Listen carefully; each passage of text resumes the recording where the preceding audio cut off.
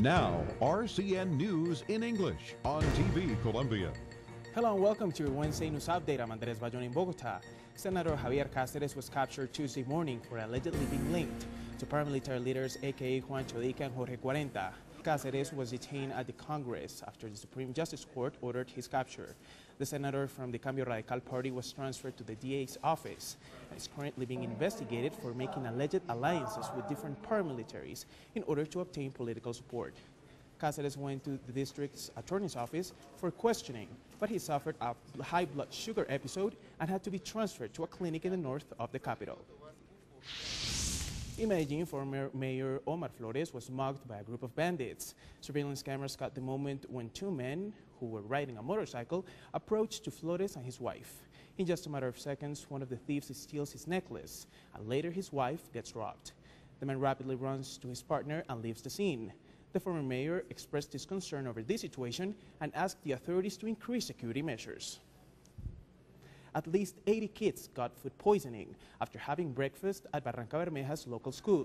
Apparently, the milk they drank was rotten, and all of them had to be transferred to local hospitals.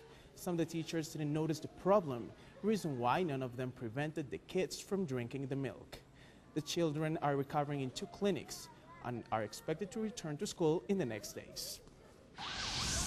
Rescue team saved a woman who got trapped inside a bus that crashed inside a popular avenue in Cali. Firemen had to use a hydraulic drill to remove the front door where Estela Ramirez was stopped. After 40 minutes of hard work, the woman was finally rescued and transferred along with the other injured people to the hospital. Authorities are still investigating the main cause of the accident. Now let's head over to another part of the RCN studio you may have not seen before, the NTN24 newsroom, and our Natalia Ulloa. Natis? Thanks, Andres. This is where all the magic happens, where every day we put together the latest news from Latin America in English, right here at NTN24. Now let's take a quick look at the headlines. Chile. This Tuesday, baby girl Esperanza was born, the first child of Ariel Ticona, one of the trapped miners in the San Jose mine. Although the proud father couldn't attend the birth, a video will be sent down with images of Esperanza. In the meantime, the Rescue Commission in northern Chile continues to work non-stop to resume the Plan B operation. Mexico. Almost 1 million people have been affected by devastating floods caused by the permanent rains. Several areas in the south are underwater due to the recent tropical storms.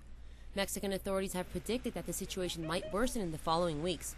Rescue teams continue to evacuate hundreds of people in the southeast. Venezuela. This Tuesday morning, an army helicopter crashed into a naval ship in the Playa Valdez in the east of the country. 2 people died and 5 more were injured in the accident. Among the deceased were the pilot of the chopper and the mechanic. This is the second aircraft accident in 2 days. Chile. 34 prisoners of the Mapuche community have completed 65 days on hunger strike. The protesters, who have been in preventive prison for over a year, have asked to speak to the government. The men refuse to be judged according to the anti-terrorist law. Opposing deputies and university students have joined in on the strike. Mexico.